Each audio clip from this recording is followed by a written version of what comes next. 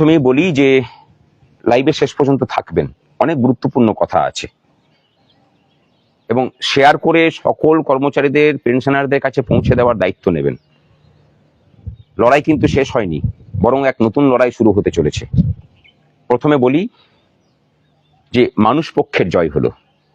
কর্মচারীরা সংগ্রামী যৌথ মঞ্চের নেতৃত্বে দাঁতে দাঁত কামড়ে শীত, গ্রীষ্ম, বর্ষাকে উপেক্ষা করে ওই শহীদ মিনার থেকে যে নাছোড় লড়াইয়ের উদযাপন করেছে দীর্ঘ 3 বছর ধরে, অনশন, জেল খাটা, চাকরি থেকে সাসপেন্ড হওয়া, দূরবর্তী স্থানে বদলি, সেই সমস্ত সাথীদের কথা এক এক করে মনে পড়ছে। আপনাদের সকলের জয় হলো। আপনারা অনেকে অন্যভাবে আমাকে দেখছেন, আমি মনে করি আপনাদের মধ্যে মিশে থাকা আমি একজন, চেষ্টা করেছি মাত্র। এখানে যেটা প্রমাণ হচ্ছে যে আন্দোলন যদি সঠিক পথে পরিচালিত হয়, যারা বলতেন যে আন্দোলনের অরাজনৈতিক বলে কিছু হয় না, আন্দোলনের অরাজনৈতিকতাও যে একটা রাজনৈতিক সিস্টেমকে ভেঙে চুরে দুমড়ে মুচড়ে মাথা নত করাতে পারে, আজকের এই ভোট ঘোষণার 1 ঘন্টা আগে তড়িঘড়ি এই সিদ্ধান্তের ঘোষণা সেই কথাই কি প্রকাশ করে। আমরা যদি ঐক্যবদ্ধ থাকি, আমাদের লড়াই যদি সঠিক পথে পরিচালিত হয়, আমাদের লড়াইয়ের ইন্টেনসিটি যদি সব জায়গাতে সঠিকভাবে প্রয়োগ করা যায় এবং লক্ষ্যতে যদি স্থির থাকি আমরা, আমাদের প্রতিপক্ষের নাম প্রবল প্রতাপান্বিত স্বৈরাচারিণী মমতা ব্যানার্জি হলেও তাকেও মাথা নত করতে হয়, অরাজনৈতিক সিস্টেমের কাছেই মাথা নত করতে হয়। আমরা কুলগোত্রহীন, আমাদের শতাব্দী প্রাচীনতার ঐতিহ্য নেই, কিন্তু আমাদের যেটা আছে যৌবনের তারুণ্য এবং প্রবল তেজ, সেই তেজের কাছেই আজকে এই পশ্চিমবঙ্গ সরকার একটা কাটমানি সিন্ডিকেটের যে জাল বিস্তার করে রেখেছিল তাকে মাথা নত করতে হলো। কিন্তু এই আনন্দের মুহূর্তে আমরা যেন ভেসে না যাই, তার ষড়যন্ত্রটাকে বুঝুন। তিনি যদি সদিচ্ছায় সমস্তটা মেনে নিতেন তাহলে আর মডিফিকেশন অ্যাপ্লিকেশন করতে যেতেন না। তিনি বলেছিলেন যে এটা সাবজুডিস ম্যাটার, আজকে দেখুন চাপ পড়েছে বলে সাবজুডিস উঠে গেছে। তিনি কি বলেছিলেন? তিনি বলেছিলেন সুপ্রিম কোর্টে MA দায় ফাইল করে যে শুধুমাত্র সরকারি কর্মচারীরা পাবেন, আজকে কি বলছেন সবাই পাবেন। সুপ্রিম কোর্ট কি বলেছিল? Employees of the state of West Bengal, তারা সবাই ডিএ পাবেন। উনি কি বলেছিলেন? Employees of the government of West Bengal. তাকে খারিজ করতে হলো, নিজে যে থুতু ফেলেছিলেন সেই থুতুকে চাটতে হলো তাকে। অন্তত হয়েছে, আমি পরে তার ষড়যন্ত্রের কথাতে আসছি। সুতরাং তিনি খুব সহজ মনে কিন্তু এই সিদ্ধান্ত করেননি। আমরা প্রতিপক্ষে কি করেছি? 5 তারিখে রেজাল্ট বেরিয়েছে, আমরা 8 তারিখে আন্দোলনে নেমেছি। 26 তারিখে বৃহত্তর কর্মচারী ঐক্য তৈরি করে আন্দোলনে নেমেছি। 4 ঘন্টা কলকাতা অবরুদ্ধ হয়েছিল। গত পরশুদিন 13 তারিখে আমরা সর্বাত্মক ধর্মঘট করেছি। কিন্তু এর মাঝখানেও আর একটা কালো দিক আছে। কি কালো দিক? কর্মচারীদের একটা অংশ আন্দোলনের বিরোধিতা করেছেন, দীর্ঘ 3 বছর ধরে আমাদেরকে চোর ডাকাত সাজিয়েছেন, যৌক্তিকতা নিয়ে প্রশ্ন তুলেছেন, যখন যে আন্দোলন করেছি তারই বিরোধিতা করেছেন।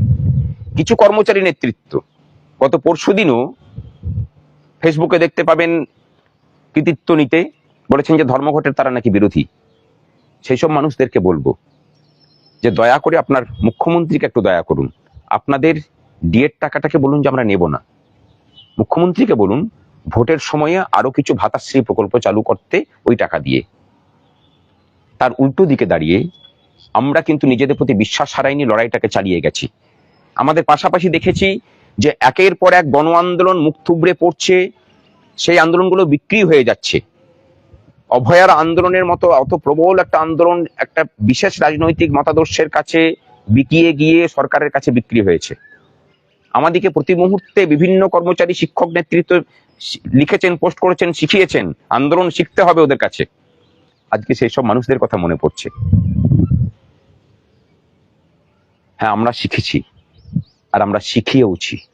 আমরা বলেছিলাম যে মুখ্যমন্ত্রীকে আমরা আন্দোলন শেখাবো।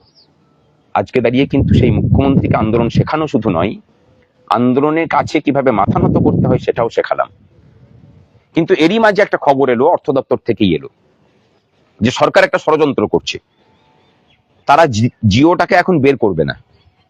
তারা বলবেন যে ভোট ঘোষণা হয়ে গেছে, সুতরাং জিও এখন বের করা যাবে না। এবং কর্মচারীদের একটা বড় অংশের এই ধারণাটা বদ্ধমূল হয়ে আছে যে ভোট ঘোষণা হয়ে গেলে বোধহয় মানে ঘোষণা করা যায় না। তাদেরকে বলছি, মিথ্যা তথ্য এবং ভুল তথ্য পরিবেশন করবেন না দয়া করে। সুপ্রিম কোর্টের নির্দেশ, সেই নির্দেশ ভোট ঘোষণার আগে হয়েছে, তার সাথে ইলেকশন ঘোষণার কোনো সম্পর্ক নেই, ইলেকশনের কোড অফ কন্ডাক্ট লাগু হওয়ার কোনো সম্পর্ক নেই। যে কোনো সময় সুপ্রিম কোর্টের রায়কে মান্যতা দিয়ে তাকে লাগু করতে কোনো বাধা প্রতিবন্ধকতা নেই। এই মিথ্যাচার এবং এই ষড়যন্ত্রটা নতুন করে মুখ্যমন্ত্রীর উপদেষ্টা স্বরূপ যারা 14 তলাতে বসে আছেন তারা করছেন, আলাপন বন্দ্যোপাধ্যায় অ্যান্ড কোম্পানি। তাদের উদ্দেশ্যে একটা কথা বলি, ডিএ চোর, নবান্ন চোর, এই দাবিতেই দরকার হলে আগামী দিন আন্দোলন হবে। এবং মুখ্যমন্ত্রীকে সরাসরি এখান থেকে হুঁশিয়ারি দিচ্ছি, আপনি সাবধান হয়ে যান। এখনো যদি ছলচাতুরি করতে যান, রাজ্যটাতে আগুন জ্বালাবো আমরা। এটাকে যদি বাড়াবাড়তি মনে করেন, বিগত দিনে যে যে কথা বলে এসেছি সেই কথা অক্ষরে অক্ষরে পালন করে দেখিয়েছি আপনার মুখের সামনে, আগামী দিনেও দেখতে পাবেন। আপনি শুধরে যান, না হলে আপনাকে এমন শিক্ষা দেবো যে আপনাকে সারা জীবন আফসোস করতে হবে যে হ্যাঁ, সেদিন যদি এই সিদ্ধান্তটা না নিয়ে যদি অন্য সিদ্ধান্ত নিতে পারতাম তাহলে বোধহয় গদিটা থাকলেও থাকতে পারতো। আমরা জানি যে ওই গদিটার প্রতি মোহ এবং মায়া আপনার সব থেকে বেশি। আপনি তৈরি থাকুন, তৈরি আমরাও আছি। ষড়যন্ত্রের জাল ছেড়ে বেরিয়ে আসুন, মানুষের লড়াইকে, মানুষের মর্যাদাকে সম্মান দিতে শিখুন, আপনিও সম্মান পাবেন। আর কর্মচারীদের বলবো, আনন্দ করুন কিন্তু মাথাকে ঠান্ডা রেখে, ভেসে যাবেন না। লড়াই এখনো বাকি আছে, লড়াই বাকি আছে বর্তমান রূপা নিয়ে, তার 40% মহার্ঘ ভাতা বাকি। লড়াই বাকি আছে 6 লক্ষ শূন্য পদে আমাদের ছেলে মেয়েদের জন্য চাকরির দরজা খোলার, সে লড়াই বাকি। লড়াই বাকি আছে আপনার পাশাপাশি চেয়ারে বসে থাকা সেসব অস্থায়ী কর্মচারীদের, তাদের দুঃখ মানে দুর্দশা দূর করার দায়িত্ব আমাদেরকে কাঁধে তুলে নিতে হবে। আর সংগ্রামী সাথীদের বলি, আপনারা সকলেই রক্তের স্বাদ পেয়েছেন। বাঘ যখন রক্তের স্বাদ পায় তখন তার আচরণ কেমন হয় নিশ্চয়ই জানেন। আপনাদের আচরণটাও ভবিষ্যতে সেই রকম হোক। জয় কর্মচারী ঐক্যের জয়, জয় মানুষ পক্ষের জয়।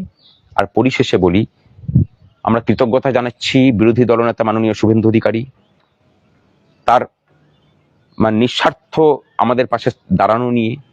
আমরা কৃতজ্ঞতা জ্ঞাপন করছি বামফ্রন্টের নেতৃত্ব, আইএসএফ এর নেতৃত্ব, কংগ্রেসের নেতৃত্বদেরকে, বিভিন্ন সময়ে যারা আনকন্ডিশনাল আমাদের পাশে থেকেছেন। আমরা মানে কৃতজ্ঞতা জ্ঞাপন করছি এই রাজ্যবাসীর কাছে, যাদেরকে এতদিন থেকে বুঝিয়ে রাখা হয়েছিল যে ডিএটা শুধুমাত্র কর্মচারীদের অধিকার, তার সাথে আপনাদের কোনো যোগ নেই। আপনারা যোগটা বুঝেছেন, শ্রমের ন্যায্য মজুরিটা বুঝেছেন, আপনারা এই আন্দোলনের পাশে থেকেছেন। আপনাদের সকলকে প্রণাম। এবং বিকাশ বাবুকে কোনো ধন্যবাদ ওনার জন্য যথেষ্ট নয়, যদিও ডিএ মামলাতে আমাদের উনি উকিল ছিলেন না, কিন্তু বারবার করে বলছি আমরা ওনাকে পয়সা তুলে দিয়েছি। উনি যাদের উকিল ছিলেন, যারা ওনার নাম করে পয়সা তুলেছিলেন, তারা ওনাকে পয়সা দেননি। আমরা ওনাকে ফি স্বরূপ, সাম্মানিক স্বরূপ 5.5 লাখ টাকা দিয়েছি। আমরা কৃতজ্ঞতা জানাচ্ছি গোপাল সুব্রমণিয়াম স্যারকে। উনি না থাকলে এই মামলা সুপ্রিম কোর্টে আমরা জিতি না। আমাদের কৃতজ্ঞতা দিল্লি স্থিত আমাদের যারা আইনজীবী ছিলেন এবং কলকাতা স্থিত আইনজীবী মাননীয় সিদ্ধার্থ ব্যানার্জি, আমাদের প্রাণের প্রিয় বিক্রম এবং সুদীপ্ত। এই দুটো মানুষ যদি সংগ্রামী যৌথ মঞ্চের মাথার উপরে না থাকতো, সংগ্রামী যৌথ মঞ্চের অস্তিত্ব থাকতো না। যে ষড়যন্ত্রের জাল সরকার বিভিন্ন সময়ে বুনেছে, শুধু এই দুটো মানুষের জন্য আমরা সেগুলোকে ছিঁড়ে বেরিয়ে এসে এখনো পর্যন্ত মাথা উঁচু করে দাঁড়িয়ে আছি। আপনাদের সকলের কাছে সমস্ত কর্মচারীদের পক্ষ থেকে আমি প্রণাম নিবেদন করলাম। সকলে ঐক্যবদ্ধ থাকুন, ভালো থাকুন। আর পরিশেষে সেই সব কর্মচারী সাথীদের জন্য যারা গত পরশুদিনও ধর্মঘটের বিরোধিতা করে দপ্তরে দপ্তরে গিয়ে সই করেছেন, ছাত্র দরদ দেখিয়েছেন, এমনি সরকারি অফিসে গিয়ে মোবাইল ঘাটেন, মানুষ দাঁড়িয়ে থাকে, কিন্তু সেই দিনে নাকি আপনাদের কর্মের তেজ বেড়ে গেছিল, তাদেরকে বলবো আরেকটু প্রেম দেখান মাননীয় মুখ্যমন্ত্রীর প্রতি। বলুন যে এই বকেয়াটা আপনাদের চাই না, অর্থের সংকট আপনাদের ভাষায় নাকি আছে, মুখ্যমন্ত্রীকে দান করুন, তিনি আরো কিছু ভাতাশ্রী চালু করুক। আপনাদেরকে কিন্তু মুখ্যমন্ত্রী মাথায় তুলে রাখবেন, আপনারা যেভাবে রেখেছেন ওনাকে ঠিক সেভাবেই। ভালো থাকুন।